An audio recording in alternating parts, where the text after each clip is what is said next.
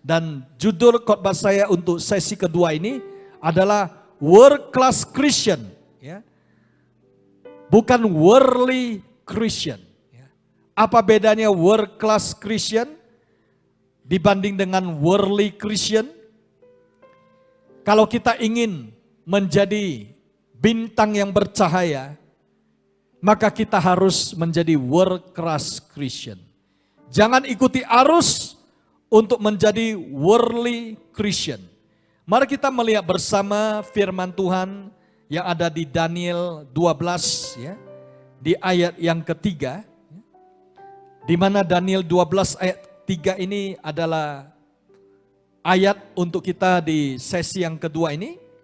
Kita akan membaca bersama-sama 2, 3. Dan orang-orang bijaksana akan bercahaya seperti cahaya cakrawala, dan yang telah menuntun banyak orang kepada kebenaran seperti bintang-bintang tetap untuk selama-lamanya. Ada amin? Saudara terkasih di dalam Tuhan, kalau kita melihat firman Tuhan ini maka jelas Tuhan ingin agar kita ini menjadi bintang yang bercahaya, shining star, ya. Kalau tidak, maka banyak orang hidupnya ini akan menjadi shooting star atau komet yang sebentar saja hadir, tapi kemudian mereka itu mulai hilang dari peredaran. Itulah shooting star. Tapi kalau shining star, itu akan terus bersinar. Kalau kita melihat firman Tuhan, ya, maka pada saat Yesus itu dilahirkan, Yerusalem itu terkejut. Ya. Mengapa Yerusalem itu terkejut? Ya. Oleh karena ada bintang yang begitu terang. Dan bintang itu membuat orang-orang Majus, ya, mereka mulai mencari, ya, dengan naik unta. Mereka jauh dari Persia melihat bintang itu ada di mana, saudara. Dan saat itu mereka tiba di Yerusalem. Dan mengapa Yerusalem itu terkejut? Oleh karena Raja Herodes mendengar ada raja orang Yahudi yang baru lahir. Dan saat itu dia mulai hatinya galau. Karena nanti sebentar lagi kursi rajanya bisa-bisa itu direbut. Dan kita melihat Herodes hidupnya itu, dia itu jauh dari Tuhan. Hanya kejar jabatan. Tapi orang-orang Majus, mereka itu adalah orang-orang yang mengasihi Tuhan. Yang tahu isi hatinya Tuhan. Sehingga mereka itu, saudara, itu tahu ketika Yesus lahir dari tempat yang jauh. Alangkah ironisnya dan berbeda dan berlawanan dengan orang-orang Yahudi yang ada di Yerusalem. Mulai dari ahli-ahli Taurat, ya, imam-imam kepala, dan bangsawan-bangsawan di istana. Mereka semuanya tidak tahu di Betlehem Yesus lahir. Tapi yang jauh orang Majus itu tahu. Apa bedanya? Saya percaya karena orang-orang Majus itu mereka adalah orang-orang yang mengasihi Tuhan. Konon ceritanya mereka itu dari keturunan Daniel, orang-orang bijaksana yang ada di Media Persia. Dan mereka itu selalu melihat dan mendekat kepada Tuhan. Saudara terkasih, saya melihat dalam kehidupan ini ada dua kondisi gereja akhir zaman. Ya, boleh ditampilkan? Hanya beberapa slide di atas saja. Ya. Dua kondisi gereja akhir zaman. Yang pertama itu gereja yang tertidur. Ya. Ya. Nah, gereja yang tertidur ini, kalau kita melihat di 7 gereja di kitab Wahyu, ada 5 gereja yang tertidur. Dan dimulai dari gereja Efesus. Gereja yang sudah meninggalkan kasih yang semula. sampai kepada gereja di Laodikia, gereja yang suam-suam kuku, gereja yang sudah jemaatnya hidupnya mapan. Ya ini saudara ya. Jadi 5 gereja ini ada yang membiarkan ajaran palsu, ajaran sesat masuk. Ada yang sudah kerohaniannya padam apinya. Sesi 1 tadi saya sampaikan, keep your fire burning. Jaga supaya api tetap menyala. Lalu gereja yang ada di Laodikia ini mengandalkan kekayaan duniawi. Mereka hidupnya sudah mapan di zona nyaman, Bapak Ibu. Saya bersyukur setiap kali ke Brastagi, kalau gereja Life Spring jemaatnya cinta Tuhan dari pagi sampai sore selalu setia beribadah mencari Tuhan. Kita beri kemuliaan bagi Tuhan. Banyak gereja di kota besar Bapak Ibu, setelah pandemi mereka itu tidak lagi datang on-site ke rumah Tuhan. Mereka itu hanya online di rumah. Dan bahkan ada yang tidak online ibadah. Mungkin online-nya Pak Robin, Netflix kan gitu ya. Atau melihat drakor, drama Korea. Ada yang bisa nonton drama Korea sampai jam 5 pagi Bapak Ibu. Bayangkan ya. Kalau bisa doa sampai pagi hebat. Ini nonton drakor kan gitu. Ada yang suka kemana-mana jalan-jalan. Istilahnya healing hari-hari ini. Lama-lama hilang. Ya kan? Tidak lagi datang ke gereja. Dicari kemana-mana gak tahu lagi. Dan mereka sudah menjadi agen rahasia. Setahun sekali hanya muncul di gereja waktu Natal. Ya.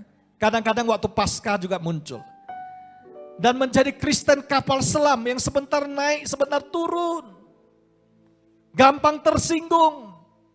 Dinasehati sebentar oleh Bapak Gembala, dia langsung merasa ini gak cocok sama saya cari aja tempat lain yang penuh kasih ya gitu. Tapi ternyata dia lupa periksa hatinya harus pasang kaca anti gores. Ya. Jangan handphone aja yang pasang anti gores. Kata pada yang sebelah, hati ini harus pasang anti gores. Amin.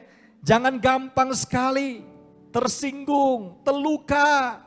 Mengapa? Karena Tuhan minta kita bercahaya, jangan ikuti arus. Kata bersama-sama, jangan ikuti arus. Kita harus semakin mengasihi Tuhan.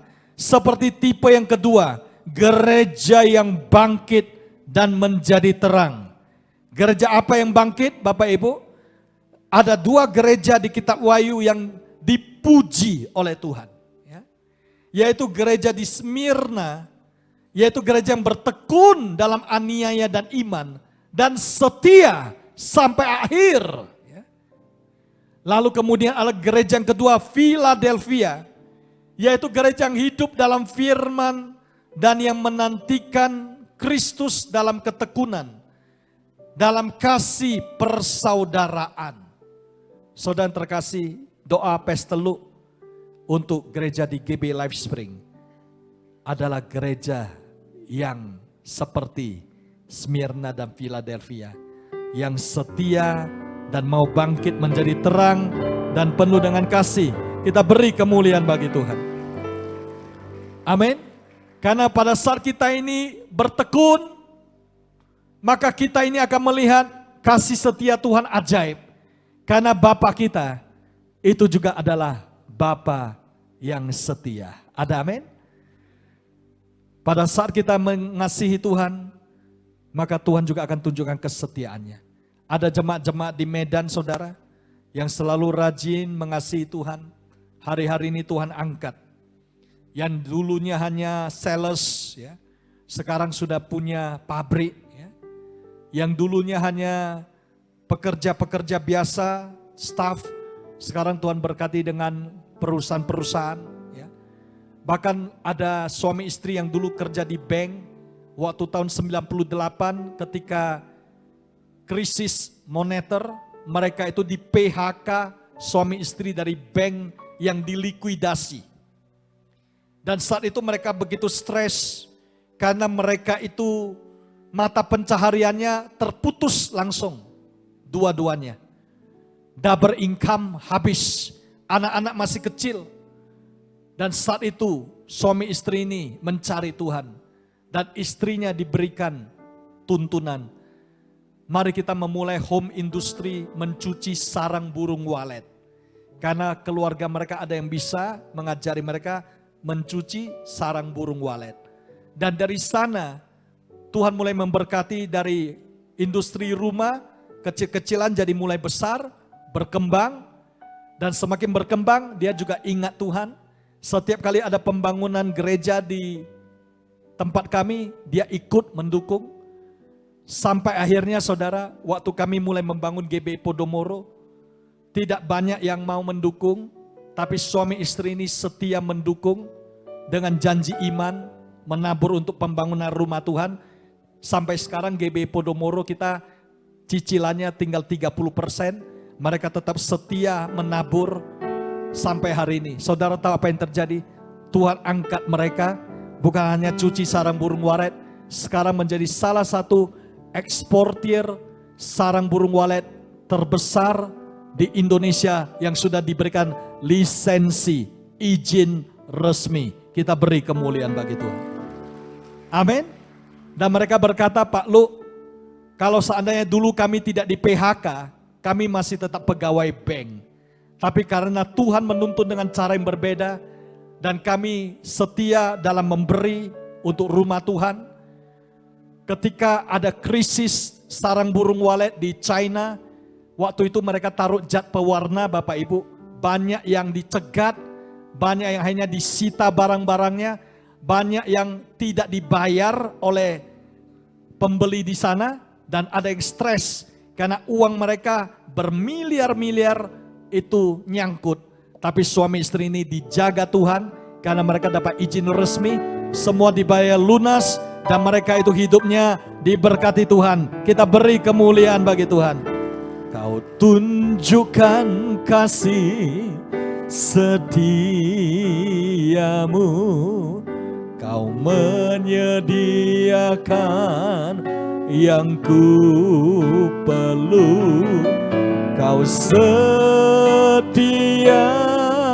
Kau mulia, dulu, sekarang, dan selamanya.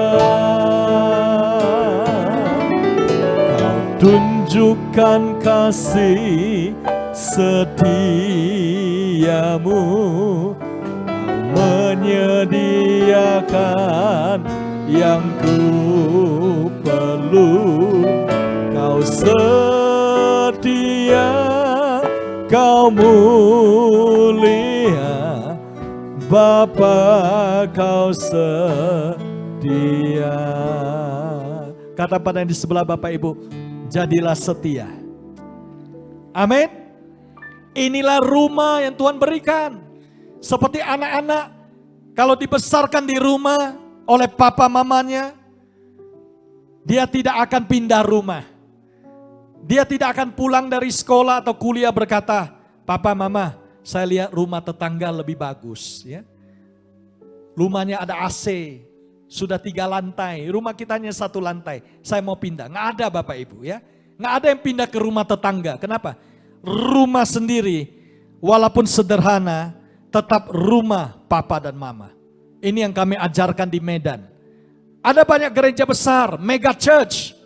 Ada banyak gereja yang tanda kutip lebih lengkap fasilitasnya. Tapi kalau kita menjadi jemaat yang setia, jangan ikuti arus dunia yang gampang berubah, labil. Tapi kita tetap tertanam di rumah Tuhan, maka kita akan berbuah sampai masa tua pun.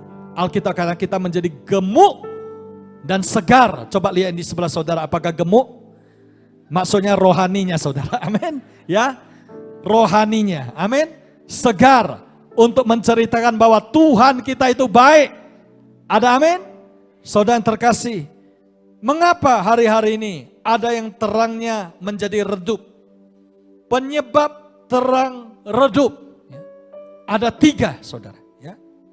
Kita lihat apa penyebabnya. Ya. Yang pertama kemalasan. Lalu kemudian kekecewaan dan keduniawian. Ya. Kalau kita lihat slide-nya, 2 saja di atas, ya, yang tadi. Maka penyebab terang redup ini adalah apa? Kemalasan, kekecewaan, keduniawian. Ya, di atasnya, oke? Ya, di atas. Ya. Jadi yang pertama itu jangan malas, kata bersama-sama. Jangan malas. Oh, Pak Lu, sekarang lagi sulit. Kalau kita melihat dunia ini makin sulit. Bangsa Indonesia juga. Kalau dulu kios di Tanah Abang, Jakarta mahal. Sewanya ratusan juta. Hanya ukuran 2x2 meter. Karena banyak yang jualan grosir. Dari seluruh Indonesia datang. Sekarang sepi Bapak Ibu. Mangga 2 sepi. Mengapa? Banyak orang sekarang jualannya lewat TikTok, lewat Facebook, media sosial. Ya. Orang-orang yang malas, yang rebahan, ya. Orang-orang yang tidak mau bangun. Hari Minggu, suatu hari ada seorang yang ingin dibangunin. Dia dibangunin oleh ibunya. Bangun, nak, sudah waktunya ke gereja. Ah, saya tidak mau. Banyak orang gak suka saya di gereja. Saya malas. Berikan saya 3 alasan kenapa harus ke gereja. Yang pertama, nak, ini hari Minggu. Hari Minggu harus ke gereja. Yang kedua, nak, ini sudah jam 9. Ibadah sudah mau dimulai. Kamu masih belum mempersiapkan dirimu. Dan yang ketiga, nak, kamu harus ke gereja. Kamu pendeta dari gereja itu. Nggak ada di sini saudara ya. Di sana sini kita lihat hamba Tuhan pun bisa saja saudara. Ada yang kecewa, ada yang menjadi redup karena masalah yang dihadapi. Karena ujian yang berat, proses. Waktu diproses, jangan protes. Amin. Kata Mbak di sebelah saudara, saat diproses, jangan protes. Amin. Banyak mengucap syukur. Dan jangan terjebak dalam keduniawian. Orang-orang yang apa? Yang terus mereka itu mengikuti apa yang ada di dunia ini. Ada yang berkata ini, Pak, saya dengan Tuhan Yesus bedanya dikit aja, tipis saja. Apa itu bedanya? Kalau Yesus itu sedikit berdoa, saya sedikit berdoa. Ya. Kalau Yesus itu sedikit-sedikit memberi, saya sedikit memberi. Kalau Tuhan Yesus ya sedikit makannya, saya sedikit-sedikit makan kan gitu. Ya. Jadi beda sedikit aja, Pak. Tapi itu udah jauh. Mengapa? Mengikuti arus. Tuhan mengajari kita, jadilah terang. Ada amin? Nah, apa ciri orang yang menjadi terang? Saudara, orang yang menjadi terang, mereka itu selalu bercahaya dan tidak menyerah apapun yang terjadi. Orang yang menjadi terang, mereka itu akan terus memanjat tinggi ke atas dan tidak nyangkut dengan apa yang di bawah di dunia ini. Kalau hari ini saya bertanya kepada Bapak Ibu, siapa yang mau kerja setahun hanya 2 kali, dapat gajinya ratusan juta? Ada yang mau? Hanya 2 kali setahun. Nggak ada yang angkat tangan. Memang jemaat di live stream pintar-pintar Bu. Ya. Demikian juga dalam hidup ini Bapak Ibu. Jangan kita senang ikut-ikutan orang. Orang yang duniawi, ikut juga duniawi. Jangan saudara. Tapi kita ini harus menjadi terang. Apa bedanya orang yang menjadi terang?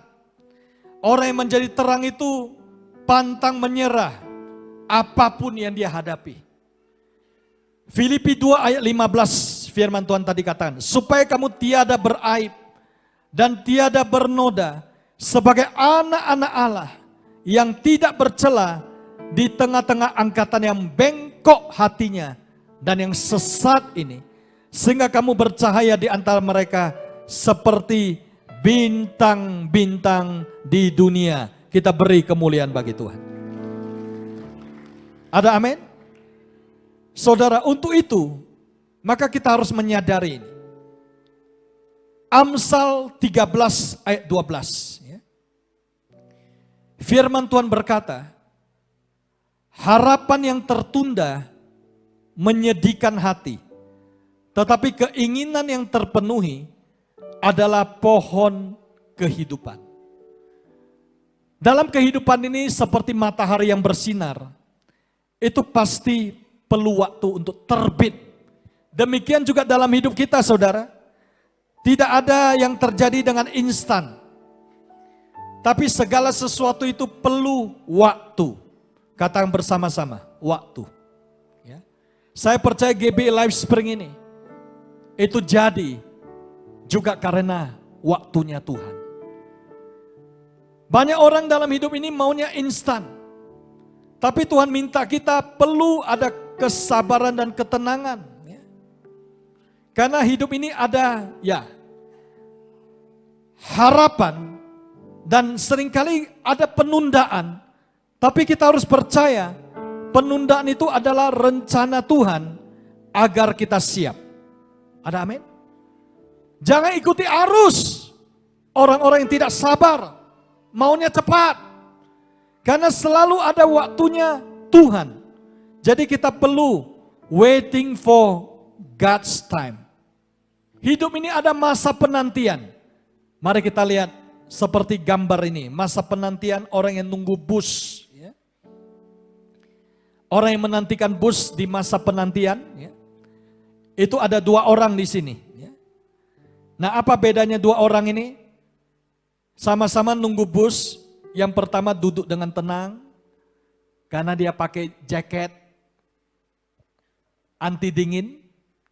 Yang satunya itu sudah gemetar karena tidak pakai jaket dan celananya celana pendek, pakai sandal jepit ya.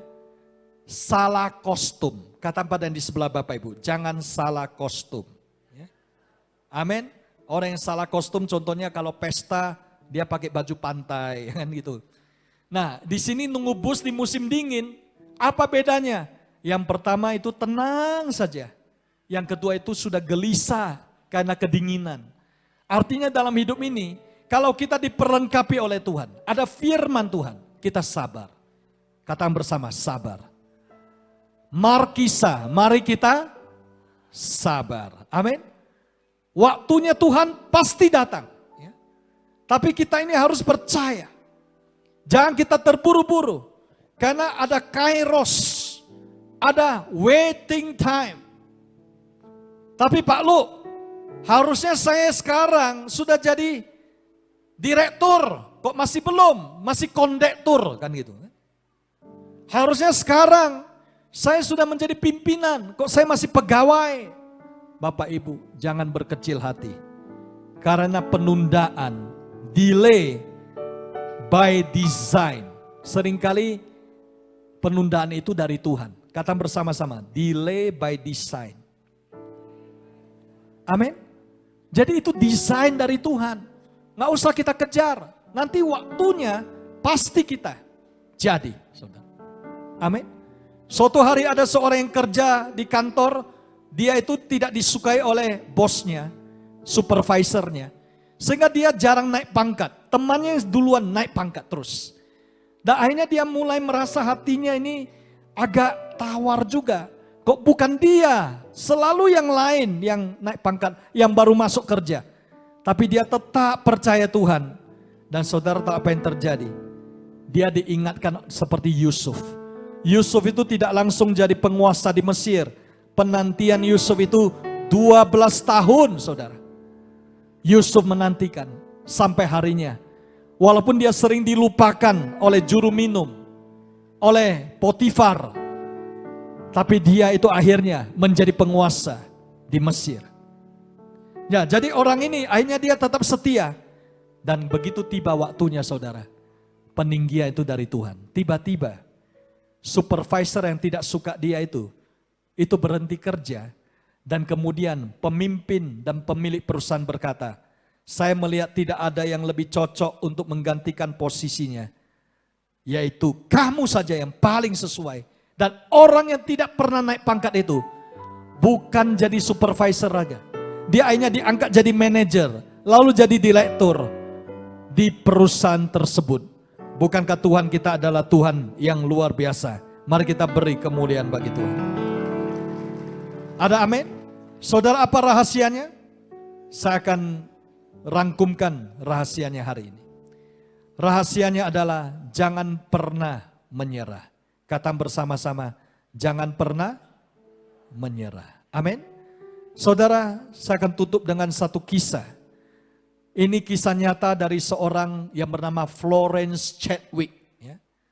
Siapakah Florence Chadwick? Dia ini adalah perenang jarak jauh, perenang maraton. Ya. Dan dalam hidupnya dia punya satu keinginan. Ya. Yaitu dia mau menyeberang Selat Inggris, English Channel. Dan dia rindu ya, supaya dalam hidupnya ini dia memecahkan rekor dunia berenang. Dan tibalah waktunya Florence Chadwick ini, dia berenang dengan didampingi 2 perahu kecil. Dan berenangnya saudara 15 jam ya, lebih. Dan pada saat dia lagi berenang, tiba-tiba ada kabut di depan dia. Ada fog yang tebal. Dan kabut itu menghalangi penglihatannya darat yang sudah ada di depan. Sehingga akhirnya dia menyerah.